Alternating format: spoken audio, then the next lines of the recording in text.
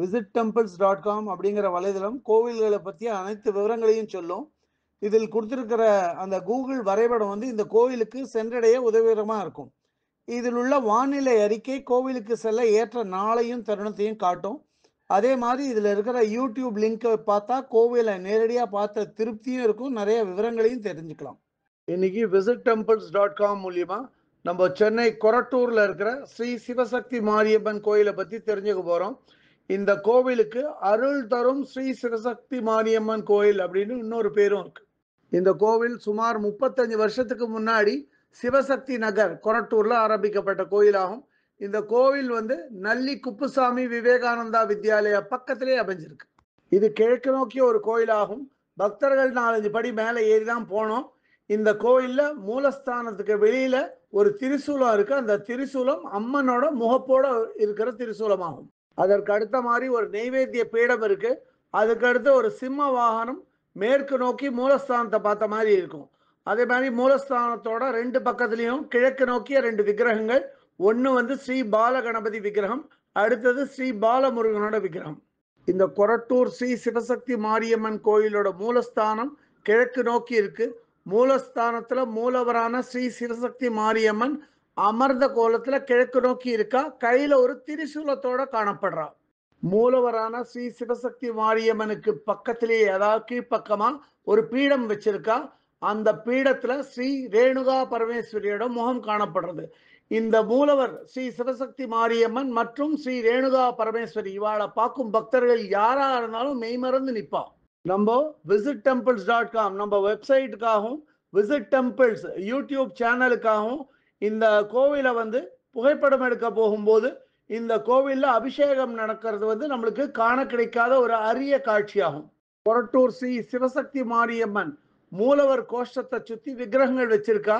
அதில் வந்து தெற்கு நோக்கிய ஸ்ரீ மகேஸ்வரி மற்றும் மேற்கு நோக்கிய ஸ்ரீ வைஷ்ணவி மகாலட்சுமி மற்றும் வடக்கு நோக்கிய ஸ்ரீ பிராமி விக்கிரகங்கள் இருக்கு. இதை வந்து இச்சா சக்தி, கிரியாசக்தி, ஞான சக்தியை குறிக்கும் வகையில் வச்சிருக்கா. இந்த சிவசக்தி ஸ்ரீ மாரியம்மன் கோயிலோட பிராகாரத்துல வடக்கு நோக்கிய ஒரு சன்னதி இருக்கு. அந்த சன்னதியில வனதுர்கை, அதாவது விஷ்ணு துர்கை நின்ற கோலத்துல கையில ஒரு திரிசூலத்தோடையும் சங்கு மற்றும் சக்கரத்தோடையும் காணப்படுறான்.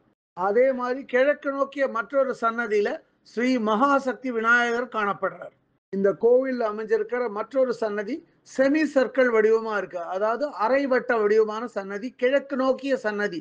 இந்த கிழக்கு நோக்கிய சன்னதியில நாகர்கள் விக்கிரகம் வச்சிருக்கா. அதாவது ஸ்ரீ நாகராஜா, ஸ்ரீ நாகராணி இவாளோட சேர்ந்து ஸ்ரீ நாக மாரியம்மனோட விக்கிரகமும் அங்க காணப்படும். அடுத்து இந்த கோயில்ல நவக்கிரக சன்னதி. நவக்கிரக சன்னதி எப்படி அமைச்சிருக்கானா, ஒரு தாமரை பீடத்து மேல நவக்கிரக சன்னதியை அமைச்சிருக்கா. இதுல எல்லா நவக்கிரக விக்கிரகங்களும் அந்தந்த வாகனங்களோடய காணப்படுறா. இந்த கோவில் ஸ்ரீ அருள் தரும் சிவசக்தி மாரியம்மன் டெம்பிள் ட்ரஸ்டால நிர்வகிக்கப்பட்டு வருது. இந்த கோவிலுக்கு மேற்கூரை, அதாவது கான்கிரீட் ரூஃபிங்கும் சைடு வால்ஸ் இல்ல. இந்த வந்து சுற்றுச்சுவர் இல்லாததுனால வெறும் கிரில்லாலேயே அப்படியே தடுத்திருக்கா. இது வந்து கொஞ்சம் குறைதான் இந்த கோயிலுக்கு. இந்த மேற்சொன்ன சிறு குறைகளை நான் வந்து நிவர்த்தி பண்றேன் அப்படின்னு பெரிய மனசோட பக்தர்கள் விரும்பினா அவ இந்த கோவிலோட பிரசிடென்ட் சுப்புராஜ 9458740001 தொடர்பு கொண்டு உதவலாம். இந்த கோவிலோட குருக்கள் பேரு ராமலிங்க குருக்கள். அவரோட மொபைல் நம்பர் 8807767957. அவர் தான் இந்த கோவிலை பற்றிய சிறப்பு அம்சங்களை நம்மளுக்கு எடுத்து சொன்னார். அவருக்கு நமது நன்றி கலந்த வணக்கங்கள்.